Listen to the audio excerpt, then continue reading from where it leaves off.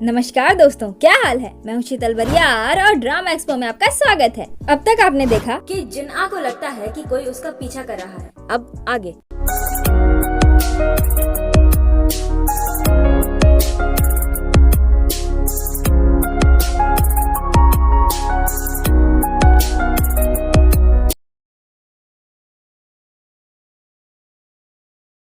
जब वो दोबारा पीछे मुड़ती है तो इस बार भी कोई नहीं दिखता। तभी सामने से अपना परफेक्ट एप्पल अपने कार से आता हुआ दिखता है। वो उसे देखकर खुश हो जाती है, पर फिर वो उसे इग्नोर करके ऐसे चला जाता है जैसे कि वो उसे जानता ही नहीं। और इसी के साथ जिन्ना के लिए एक बार फिर से म्यूजिक बजा दो। उसके बाद वो चलते हुए ही घर जाने लगती है। दूसरे दिन सरप्लस हाउस में जियांग एकदम सूट बूट चढ़ाकर जेंटलमैन बनकर पानी का जग लेकर ऊपर जाता है। फिर अपने मुंह और बॉडी में स्प्रे मारकर हानि का दरवाजा खटखटाता है। जब वो दरवाजा खोलती है तो शर्माते हुए उसे बोलता है, जब मैं पानी पी रहा था तो तुम्हारा ख्याल मेरे दिमाग में आया कि तुम जागते ही पानी पीती हो, इसीलिए मैं ये तुम्हारे लिए ले आया। हानि बड़े प्यार से उसे थैंक्स बोलती है और फिर पानी पीने लगती है। जियांग शर्माते हुए बोलता है, क्या तुम अभी भी सच्चा प्यार ढूंढ रही हो? हानि पानी पीते हुए हाँ में सिर हिलाती है। जियांग फिर से शर्माते हुए बोलता है, पता है जिंदगी में किसी भी सवाल का जवाब हमारी सोच से भी ज्यादा नजदीक होता है। ओहो, ये बंदा तो इनडायरेक्ट वे में हिंट देने की कोशिश कर रहा है कि ये हानि को लाइक करता है। क्या बात है। पर अपनी निब्बी इतनी स्मार्ट कहाँ जो इसका हिंट समझ जाए। जियांग उसे दोबारा हिंट देते हुए बोलता है कि तुम रामेन खाना चाहोगी? वेल, जिन्हें नहीं पता उन्हें मैं बता दूं कि कोरिया में नूडल्स को रामेन कहते हैं और वहाँ की मान्यता कुछ ऐसी है कि अगर कोई लड़का किसी लड़की को या फिर कोई लड़की किसी लड़के को रामेन यानी कि नूडल्स खाने के लिए पूछता या पूछती है तो इनडायरेक्ट वे में उसे ये बताने की कोशिश हो रही है कि पूछने वाला बंदा या बंदी उसे पसंद करता है या करती है। बट देन अगेन, अपनी निब्बी जलपरी को इंसानी दुनिया के इस चलन के बारे में तो कुछ पता नहीं है, तो वो रामेन खाने के लिए मान जाती है। उसके बाद जियांग का बहुत स्टाइल मारते हुए और एक्साइटमेंट के साथ रामेन यानी कि नूडल्स बनाना शुरू। सिर्फ तेरा महबूब मेरी महबूबा, मुझे चाहेगी बड़ा खूब मेरी महबूबा, मैं सिर्फ तेरा महबूब तू मेरी महबूबा। उसके बाद रामेन का बाउल हानि को देते हुए बोलता है कि ये मैंने सिर्फ तुम्हारे लिए बनाया है। फिर पता चलता है कि ये तो बिग का रामेन था। बिग ने वो रामेन अपने लिए बनाया था। जियांग जो रामेन बना रहा था वो बस उसका इमेजिनेशन था। ओ पता नहीं जी कौन सा नशा करता है। बिग भड़क जाता है। वो बोलता है, तुमने किससे पूछकर मेरा रामेन दीदी को दे दिया? घर का रूल नंबर 1 याद है ना? रूल नंबर 1, तुम फ्रिज से वही सामान लेकर खा सकते हो जो तुम्हारी हो। अगर बिना पूछे किसी दूसरे का सामान लिया तो कूटे जाओगे।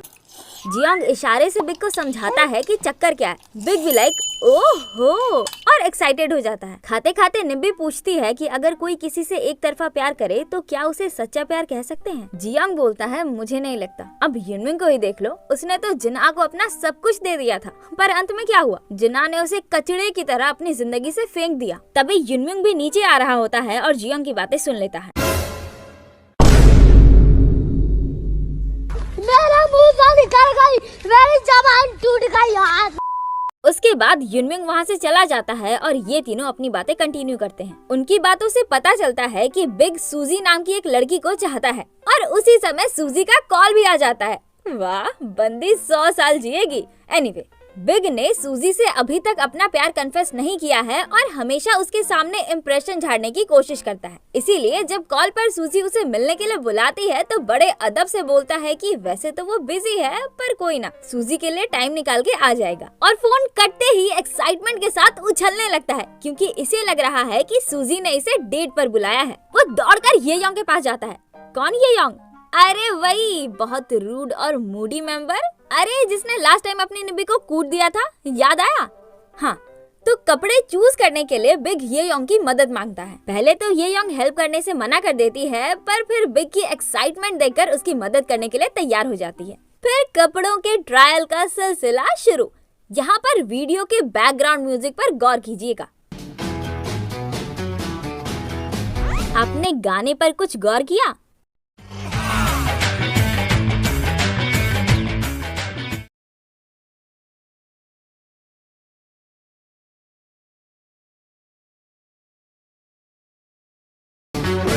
woman walking down the street. Pretty woman, dekho dekho na. Pretty woman, the kind I like to meet. Pretty woman, tum bhi kaho na. जी हाँ, ये अपने बॉलीवुड सॉन्ग प्रिटी वुमन का कोरियन वर्जन है। And you know what, lyrics का तो पता नहीं, पर गाने का म्यूजिक, ताल, सुर सब सेम है ना कमाल की बात। वेल, ये भी एक रीजन है कि मैं ये ड्रामा एक्सप्लेन करना चाहती थी, क्योंकि मुझे आपको बताना था कि सिर्फ बॉलीवुड ही कोरियन सॉन्ग्स कॉपी नहीं करते, बल्कि हमारे बॉलीवुड के गाने भी वहाँ कॉपी होते हैं। Oh my God! Wow! Trials पर ट्रायल और बहुत से ट्रायल्स के बाद फाइनली एक कपड़ा सेलेक्ट होता है एंड अपना big is ready to go. ये है अपने बिग की सूजी, जो बिग का इंतजार कर रही है। तभी बिग एकदम बन ठन के वहाँ पहुँचता है। वेल, सूजी ने बिग को मूवी देखने के लिए बुलाया है, पर यहाँ पर आता है एक ट्विस्ट। सूजी ने सिर्फ बिग को ही नहीं, बल्कि इनके एक सीनियर को भी मूवी के लिए बुलाया है। बिग के कपड़े देखकर सीनियर बोलता है, ये कैसे कपड़े पहने हैं तुमने? इस तरह के कपड़े से तो कोई भी लड़की नहीं पटेगी। हाँ, जैसे खुद तो बड़ा 30 मार खा बन के आया है ना, इससे तो दुनिया की सारी लड़की पट जाएगी।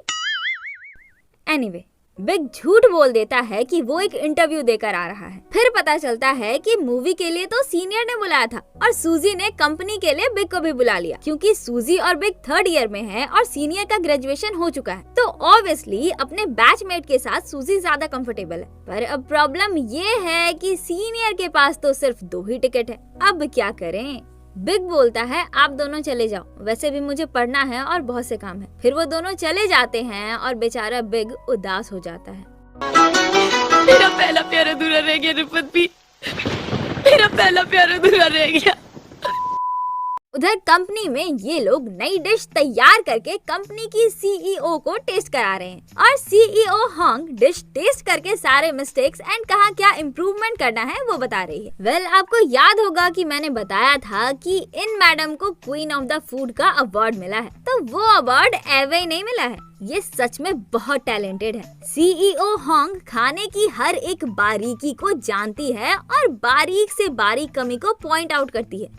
एनीवे, सीईओ को इनका डिश बहुत पसंद आता है और डिश में थोड़े बहुत इम्प्रूवमेंट करने का इंस्ट्रक्शन देकर वो वहाँ से चली जाती है। ये सब खुशी से चिल्लाने लगते हैं और एक दूसरे को बधाइयाँ देते हुए अपने परफेक्ट एप्पल को बधाइयाँ देने लगते हैं, cause thanks to his effort इनकी नई डिश पास हो गई। फिर खुशी खुशी बातें करते हुए अपने अपने काम पर जाने लगते हैं। तभी एक आदमी वहाँ से गुजरता है। वो अचानक से पीछे मुड़कर शी क्यूंग यानी कि अपने परफेक्ट एप्पल पर भड़कने लगता है, ये बोलकर कि थोड़ी सी कामयाबी क्या मिल गई, तुम तो इज्जत ही करना भूल गए। वेल, ये आदमी भी एक शेफ है जो शी क्यूंग से सीनियर है, उम्र में भी और एक्सपीरियंस में भी। पर क्योंकि शी क्यूंग इससे ज्यादा टैलेंटेड है, इसीलिए जलन के मारे ये खुद को संभाल नहीं पा रहा। कम उम्र में ही अपना परफेक्ट एप्पल इतना सक्सेसफुल हो गया है, ये बात इस जलनशील शेफ को बर्दाश्त नहीं हो रही। एनीवे, तभी सभी लोग उस शेफ को पकड़कर वहाँ से ले जाते हैं और अपनी टाइटन लेडी यानी कि मैनेजर किम अपने परफेक्ट एप्पल से सांत्वना भरी बातें बोलने लगती है, जिसके जवाब में शी क्यूंग उससे बहुत रूडली बात करता है और फिर गुस्से से वहाँ से चला जाता है। परफेक्ट एप्पल के बिहेवियर से अपनी टाइटन लेडी बहुत गुस्सा हो जाती है और गुस्से में बकबक करने लगती है, जिसमें पता चलता है कि सभी लोग के नजर में अपने परफेक्ट एप्पल की इमेज बहुत ही रूड और एरोगेंट बंदे की है। सभी लोग के नजर में शी क्यूंग एक जिद्दी, बदतमीज और रूड बंदा है, ऐसा बंदा जो खुद में ही चूर रहता है और दूसरों को याद तक रखने की जरूरत नहीं समझता। लेकिन फिर पता चलता है कि अपने परफेक्ट एप्पल को फेस ब्लाइंडनेस है, यानी कि ऐसी बीमारी जिसमें बाकी सब चीजें तो अच्छे से दिखती है पर लोगों का चेहरा ढंग से नहीं दिखता, और यही वजह है कि वो लोगों को देख नहीं पाता। अब जब लोगों को देख ही नहीं पा रहा है तो पहचानेगा कैसे, और जब पहचान ही नहीं पा रहा है तो याद कैसे रखेगा।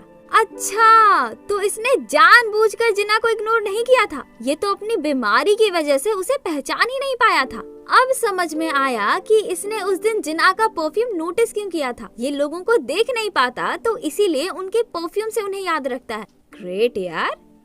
एनीवे, परफेक्ट एप्पल बहुत परेशान है क्योंकि इसका लोगों को ना देख पाने की वजह से ये अपने आसपास के लोग जो इसे जानते हैं उन्हें हाय हेलो या ग्रीट एंड ऑल भी नहीं कर पाता और लोग इसे एरोगेंट समझते हैं। और इसकी कंडीशन सुधरने के बजाय और भी ज्यादा खराब होती जा रही है क्योंकि ये बहुत ही ज्यादा स्ट्रेस ले रहा है। डॉक्टर बोलती है तुम ज्यादा स्ट्रेस मत लो क्योंकि स्ट्रेस इस बीमारी के दुश्मन है। तुम जितना ज्यादा स्ट्रेस लोगे तुम्हारी कंडीशन उतनी ही खराब होती जाएगी। उसके बाद शाम को अपना परफेक्ट एप्पल अपने घर लौट रहा होता है, तभी उसे जिना मिलती है। याद है ना, दोनों एक ही बिल्डिंग में रहते हैं। एनीवे, दोनों हंसते मुस्कुराते बातें करते हुए घर जा रहे होते हैं कि तभी उनके बिल्डिंग के बाहर युनमिंग, जो जिनआ से फिर से माफी मांगने के लिए वहाँ आया था, उन्हें साथ में बिल्डिंग के अंदर जाते हुए देख लेता है। अब इसे तो ये बात पता नहीं है कि ये दोनों एक ही बिल्डिंग में रहते हैं, इसीलिए इसे लग रहा है कि ये वही बंदा है जिसे जिना पसंद करती है और अभी जिना इसे अपने घर लेकर जा रही है। फिर क्या था, वो भी उनके साथ लिफ्ट में घुस जाता है, पर ना ही जिना युनमिंग से कुछ बोलती है और ना ही युनमिंग उससे कुछ बोलता है। दोनों अजनबी की तरह बर्ताव करते हैं। युनमिंग फोन पर बात करने की एक्टिंग करते हुए जिना को सुनाते हुए बोलता है कि पता नहीं आजकल की लड़कियों को क्या हुआ है, किसी बंदे से मिले हुए 4 दिन हुए नहीं कि अपने घर ले जाने के लिए तैयार हो जाती है। ये दुनिया कितनी खराब हो गई है भाई। उसके बाद जिना का फ्लोर आता है और वो शिक्यूंग को गुड नाइट करके वहाँ से चली जाती है। अब युनमिंग का पोपट। फिर शिक्यूंग का भी फ्लोर आ जाता है और वो चला जाता है। उसके बाद जब युनमिंग नीचे जाने लगता है तब जिना अपने फ्लोर पर उसे खड़ी मिलती है। जिना उसे खड़ी खोटी सुनाकर वहाँ से चली जाती है और युनमिंग बहुत उदास हो जाता है। दूसरी तरफ मान्यो ताकोयाकी नामक एक कोरियन डिश बेच रहे होते हैं और अपनी निब्बी जलपरी उनसे बातें कर रही होती है। अपने मान्यो बहुत तरह के अलग अलग पार्ट टाइम जॉब करते हैं। सुबह से लेकर शाम तक ये कोई ना कोई काम करते रहते हैं। इवन रात में भी ये गार्ड का काम करते हैं, क्योंकि दुनिया में पैसा बहुत बड़ी चीज है।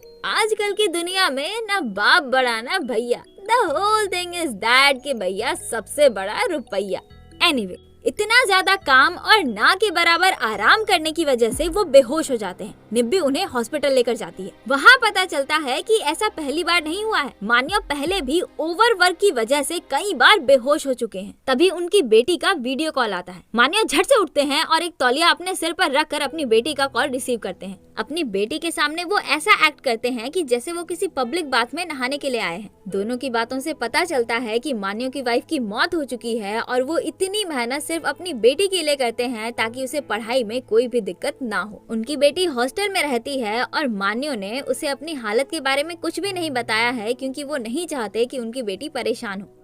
आज मान्यो की वाइफ की डेथ एनिवर्सरी है और उनकी बेटी ने आज इन्हें इसीलिए कॉल किया है ताकि इन्हें अकेलापन ना महसूस हो। अपनी बेटी की बातें सुनकर मान्यो रोने लगते हैं और ये सब देखकर अपनी निब्बी भी इमोशनल हो जाती है। उसके बाद रात को जिना अपने घर जा रही होती है कि तभी फिर से कोई उसका पीछा करने लगता है और इस बार छुपकर नहीं बल्कि उसके पीछे पीछे ही आ रहा है। जिना भागने लगती है पर वो गुंडा उस पर अटैक कर देता है, लेकिन तभी युनमिंग वहाँ आकर उसे बचा लेता है और पुलिस को कॉल करने को बोलता है। उसके बाद सुरक्षित उसे उसके घर तक लेकर आता है। फिर उसे सामान से भरा एक थैला देते हुए बोलता है कि मैं इन्हें नहीं फेंक पाया, इसीलिए तुम्हारे पास ले आया ताकि तुम इन्हें फेंक दो। उस थैले में वो सारी चीजें होती है जिससे जिना और युनमिंग की प्यार की यादें जुड़ी हुई हैं। उन्हें देखकर जिना इमोशनल हो जाती है। युनमिंग भी थोड़ा इमोशनल होकर बोलता है कि जिस रास्ते से तुम आती हो वहाँ बहुत अंधेरा होता है, इसीलिए अब से उसी बंदे के साथ आना। फिर गुड बाय बोलकर वहाँ से चला जाता है